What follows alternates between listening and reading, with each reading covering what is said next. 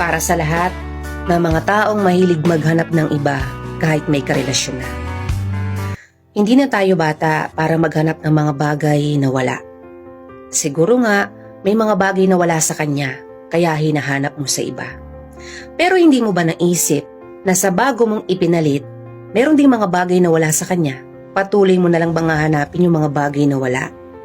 Bakit hindi ka na lang kaya makontento sa kung anong meron ka? Baka isang araw, sa kakahanap mo sa mga bagay na wala, ikaw yung tuluyang mawalan. Tumandang mag-isa dahil nasasabik ka lang naman sa umpisa. Magaling ka lang sa umpisa. Sa umpisa kung saan nandun pa yung kilig. Wala pang problema at wala pang hindi pagkakaunawaan. Huwag ka masyadong mapaglaro pagdating sa pag-ibig.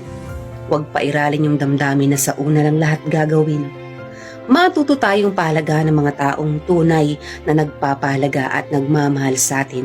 Huwag kang pumasok sa isang relasyon kung hanggang simula lang ang alam mo.